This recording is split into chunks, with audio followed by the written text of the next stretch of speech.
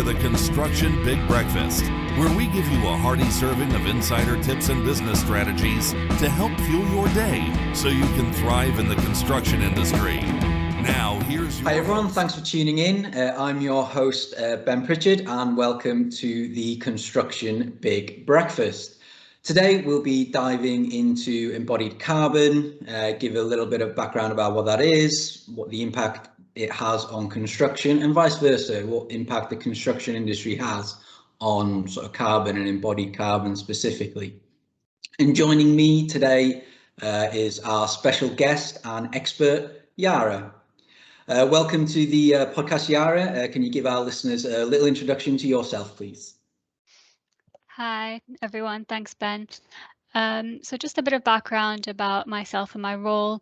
So I'm a environmental design engineer with Elementa Consulting based in London. And essentially a lot of the work that we do covers operational and embodied carbon as well as covering some just general sustainability services. So in the past year or so, there's been a bigger focus on embodied carbon, completing more whole life carbon assessments, looking at circular economy principles in some projects and how we can really push for that and consider it early on in the design process. So my day-to-day consists of kind of a balance between operational and more recently more embodied carbon tasks. Cool. Well, you're the perfect person for today's podcast then. If you live and breathe, well, is living and breathing carbon a good thing? Probably not. Probably not. Anyway, the first question that we ask all our guests, and it'll be no difference for yourself, Yara, is what did you have for breakfast? So I was actually more nervous about this question than probably anything else we're going to be discussing, just because it's really easy to answer this in a boring way. And then while racking my brain for any interesting things to have for breakfast, I was in a rush this morning and then had fruits, which is probably the most boring thing you could have for breakfast. Well, you'd be surprised. I mean, we had one guest and his breakfast and lunch most days was dried porridge oats. So, you know, not even any milk in there. So, oh no. And we've had a few people who don't have any breakfast, a couple who've had a Snickers bar. So we do have on some days of the week, but I tried not to make that the case today, so we don't encourage unhealthy habits. No, and you know, this will be podcast 50, 60 something, and I remember the first few that I did, like you, it was, didn't mind the subject we were talking about, but it was like, oh no, I've got to have something special for breakfast. And you sort of go over the top and like have like eggs royale or something like that, and these days it's like, well, I had a bowl of cereal. Doesn't get too fancy on most days. No, the worst thing though about my breakfast today is I made my cup of tea and then I forgot about it. So by the time I remembered, it was cold. So that was easy mistake. Bit of a disappointment start of the day, but never mind. Right, enough about breakfast, and let's sort of turn the subject onto embodied carbon. Now, obviously, carbon is something.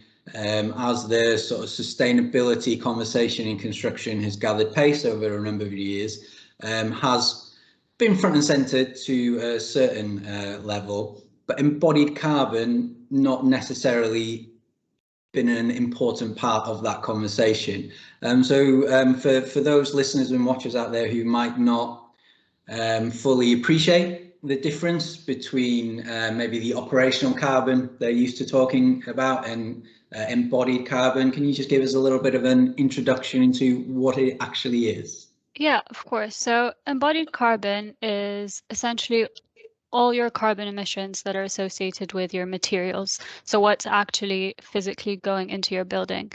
That covers a range of different stages of the materials. It's not just the extraction, that's part of it, that's A1. It goes into the transport of transporting this material to the factory, actually manufacturing the product itself, so what the factories are consuming to mold the product, to any kinds of finishings or things that need to occur to it for it to be sufficient to put into a construction site. And then there's transporting it to the site as well, all the emissions associated with that, and then the construction emissions, and all of that covers what we'd call the A stages. If we go into B, that's the second part, so it's A, B, C, and then there's D as well, but I'll touch on that a bit more. But so the B stages essentially for embodied carbon are B1 to B5, and that's associated with the material in use. So throughout the building life cycle, when the material needs to be maintained, when it needs to be repaired, replaced, all of this has embodied carbon emissions associated with it that are counted in these stages. And then C is the end of life of the building. So those stages cover the deconstruction, transporting to waste facilities, waste processing, and then C4 is disposal if the materials are disposed of, sent to landfill. So these are the three main life cycle stages that are covered in a whole life cycle carbon assessment. Sometimes, or a lot of the times, you'll see a life cycle stage D, which is disclosed separately, and that's the removals associated with the materials as well. And just to kind of loop it together, where operational falls in is in the B stages. So the use of the building, there's a B6 and a B7, which are the operational energy use and the operational water use. And those two are what generally come out of energy modeling, assessments, PHPP calculations, and are actually informing what the operational use of the building is. And there, that operational carbon is very much what we, as an industry, really are focused on for a number of years, isn't it?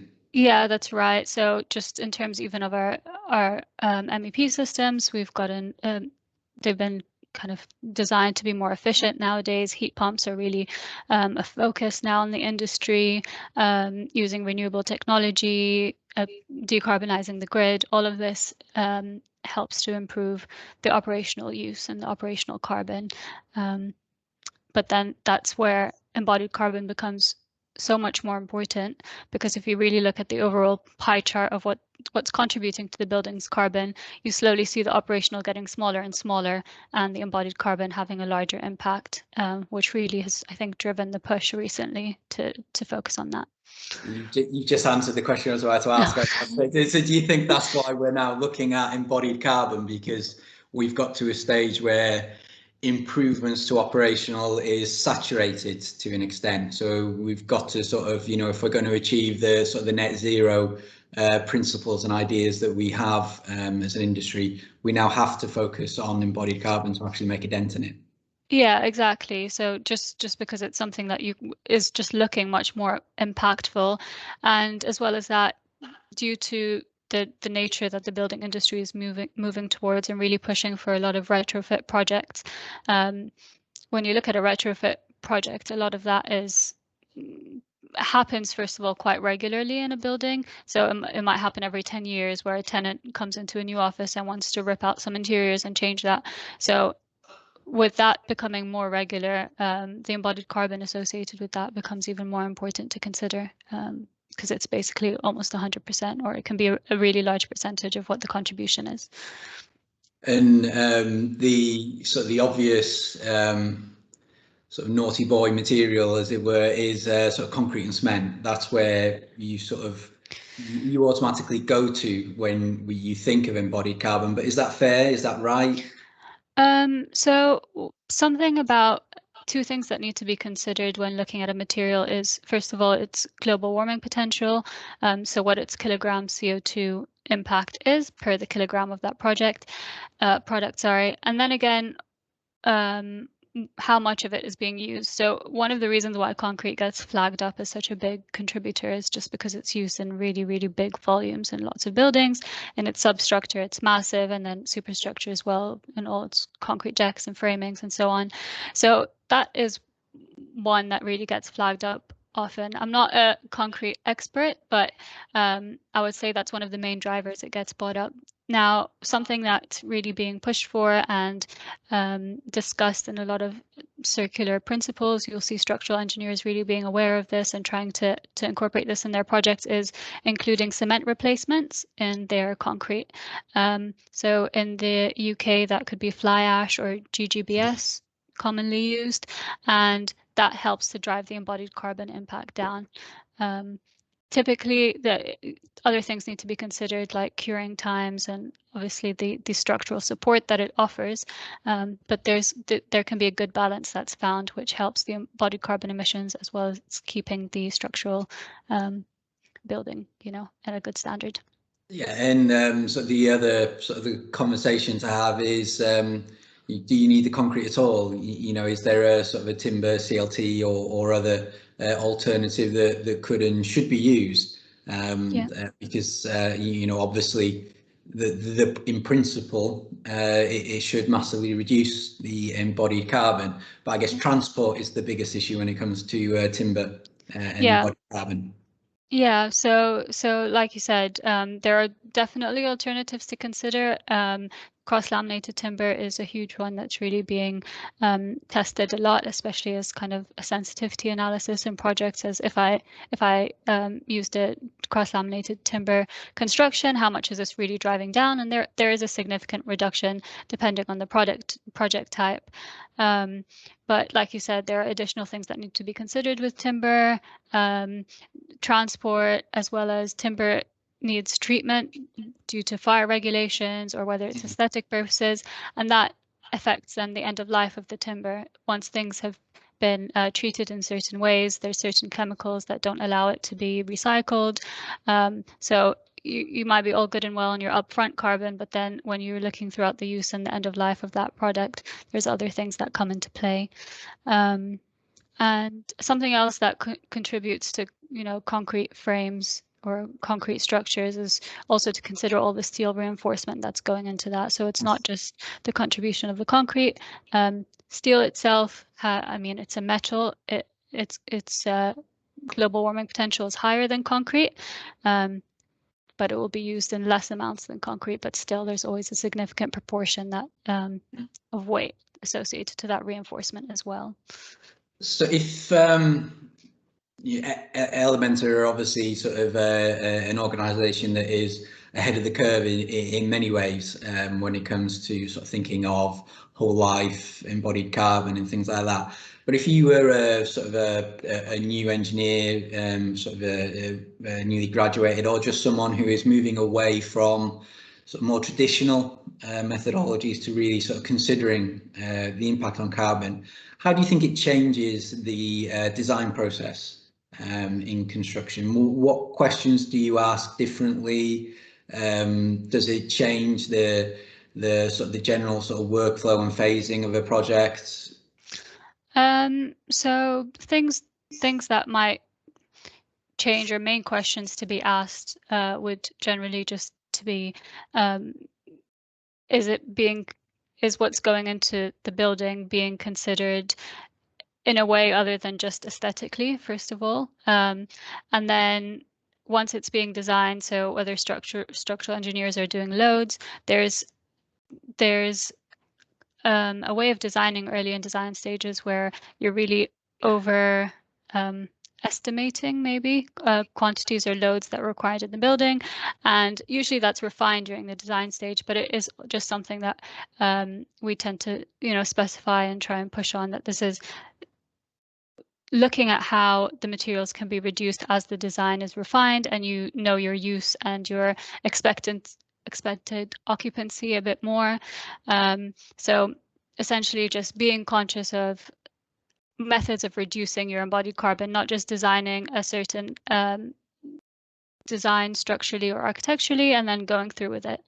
Another thing is to highlight how they foresee the building being used. So if there's high replacement, they're expecting, refurbishments a lot, whether sometimes for commercial spaces, for offices, you can expect that. Sorry. Right. There we go. So for offices or maybe hotels, these tenants change quite often, so it's something to plan out. Another thing is to be conscious of all of the elements that are going into your building. So while substructure, superstructure really are a large amount and we focus on it, looking at your finishings, there's finishings that could be really contribute a large percentage, like some types of carpet, for example, can be quite harmful in terms of their carbon emissions. And another one, which I'll touch on and we can talk about in more detail, is MEP. So we've Elementa has been working with CIBSE, primarily my colleagues Clara and Louise, to develop the TM65, all about calculating the embodied carbon of MEP in buildings, because it's something that generally either assumptions were being made or it was being left out completely. And due to the really high proportions of metals used in MEP products as well as refrigerants as well, this really in the overall pie chart of the embodied carbon of a building project, it is quite substantial. So the CIBSE TM65 methodology was developed to help consultants or anyone involved in the design team to estimate and quantify these MEP impacts, especially during early design stages. And the focus of it being created was that EPDs are not widely available, and EPDs are all the environmental product declarations that you can find associated with different MEP equipment, which will tell you what the global warming potential impact is. So although it's something that we see coming up in the industry, it's still not widely available, which is why people tend to maybe have discluded it earlier on. Yeah, I mean, it's becoming more and more important for a number of reasons to sort of better understand your materials and your products and your systems. The embodied carbon is one thing, but also you guys at Elementa, you do a lot around sort of wellness and how the systems and products can impact sort of the end user and things like that. So again, that's all part of this the same story, isn't it? You've got to understand how those materials interact with the people who use them. Exactly. And so there's a lot to think about when you're thinking about embodied carbon and trying to sort of create something that uses less, creates less, and requires less refurbishment. And that refurbishment is sort of interesting because clients can be very much focused and only care about their refurbishment. They might only be leasing the building over a short term, and they don't care maybe what happens to the next person. So it must be difficult at times to get people to have the conversation with you. Yeah, especially if it's something that's kind of ever changing.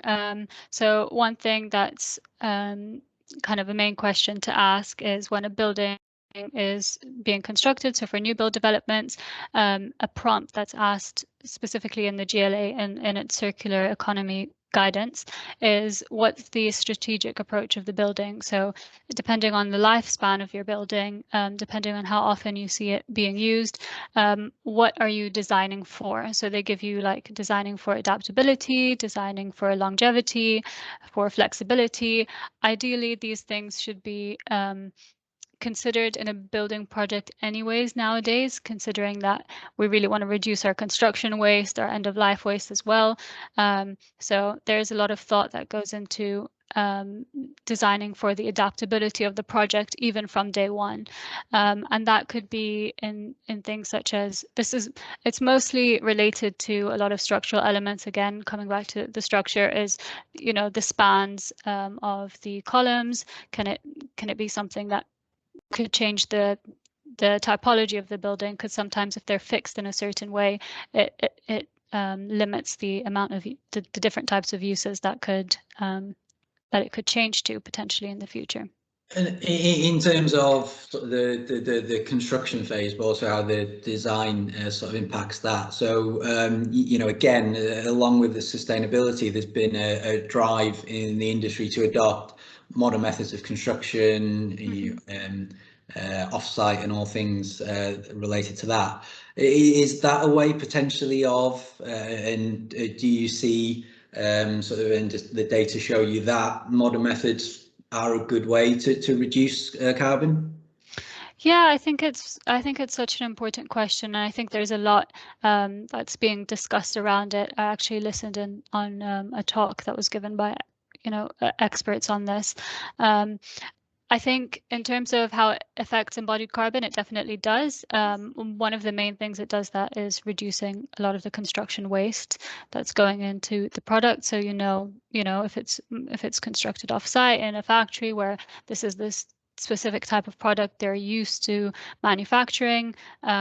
You can really eliminate construction waste that way. Then again, you need to factor in transport. So, you know, looking at places locally where this could be sourced sustainably. But something always to keep in mind with modern methods of construction and off-site construction is just how it fits into the supply chain, really. And one of the main points I think many of the speakers were referring to is just to really keep that clear log and clear communication between the suppliers and the end users and the contractors. So it's really clear where things are coming from and kind of keeping that translation really transparent. Yeah, that where it comes from. I remember years ago, there was a hotel built in the southeast somewhere, and initially everyone was like, oh, "This is great." So you know, a very containerized build, but most of the sort of the units and the containerized side of things came from sort of, you know, China and that part of the world. So when you started to consider the amount of carbon and time and everything to bring it over, there was a lot of good, but there was also some negatives around sort of the process of how that was built.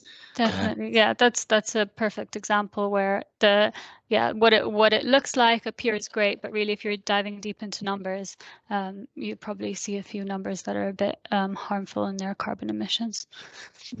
So what do we as an industry sort of really need to focus on? So yeah, sustainability is sort of a real focus. COP26 and things like that coming up soon. They're going to highlight it even more. But what is it that because as an industry, you know, most of the carbon in the UK and worldwide, in some way, shape, or form, is either created through the process or building or by the buildings we build.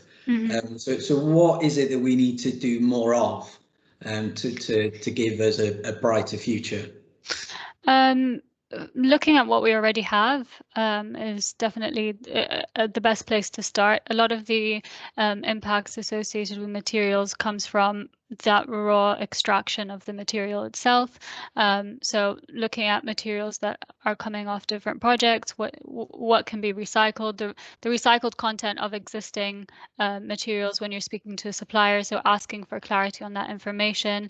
A lot of the times, if it has recycled content, they should be able to specify, you know, this aluminium is 50% recycled.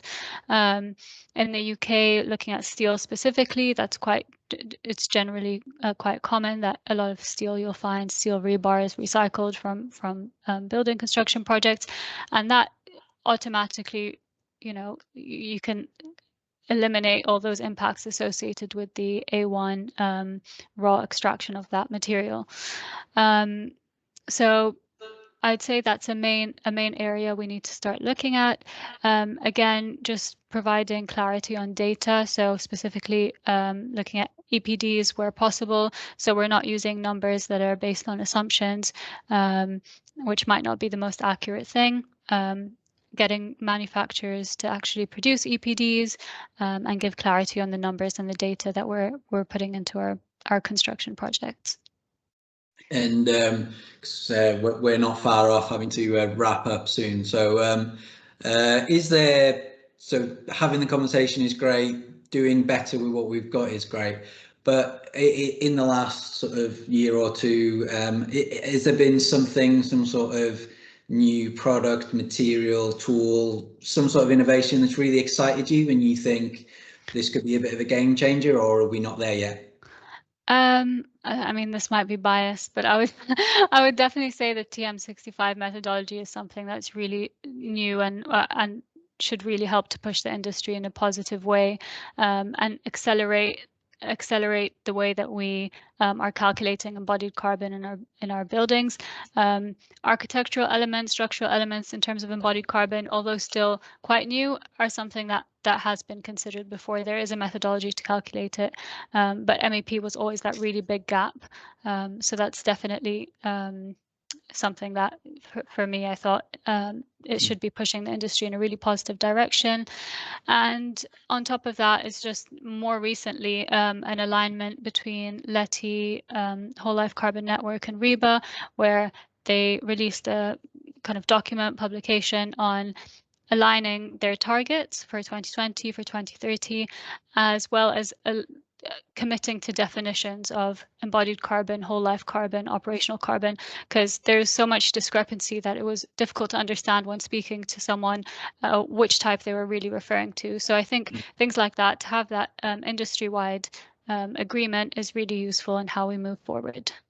Yeah, it'll let us have informed conversations and help us really sort of, drive. We can better ask the question that needs to be answered at the moment, rather than trying to find answers before the question's defined, which we often do. Everyone will be on the same page, I guess. Yeah, no, definitely. No, that's fantastic. Well, on that note, we will sort of wrap up today's podcast. Yara, it was very insightful. Thank you very much. Hopefully our sort of listeners and watchers out there have learned a little bit more about embodied carbon, a little bit more sort of around what it means, and what have you. And I'm sure if anyone wants to get in touch with you or Elementa, they're more than welcome to. If they read the bio, the link to the Elementa website and other social channels will be there. So finally, sort of a thank you to everyone who is listening and watching. Please do make sure that you like and subscribe. And if you really like us, please do leave us a fantastic 5-star review. If you don't like us, please don't review. There's no need to carry on. And do keep an eye out for our next episode, which will be out soon. If you're interested in being a guest on the podcast, or you'd like to collaborate with us or Elementa, do drop us a line, go on our website, www.inventt.com, fill out the contact form, and we'll be in touch with you soon. So one last time, Yara, thank you very much for your time today. Much appreciated, very insightful, and enjoy the rest of your day. Great. Thank you, Ben. And thanks, as you said, thanks everyone for listening. And of course, any queries or anything related to what we discussed today, feel free to reach out. Thank you. Want to learn more about how Invennt can help your business maximize its bottom line? Head on over to www.inventt.com and get in touch with our team today. Thanks for joining us this week on the Construction Big Breakfast. Make sure to visit our website, www.inventt.com, where you can subscribe to the Construction Big Breakfast on all platforms, so you'll never miss a show. While you're at it, if you found value in the show, we'd appreciate a positive rating. Or if you'd simply share it with a friend, that would help us out too. Be sure to tune in for our next episode.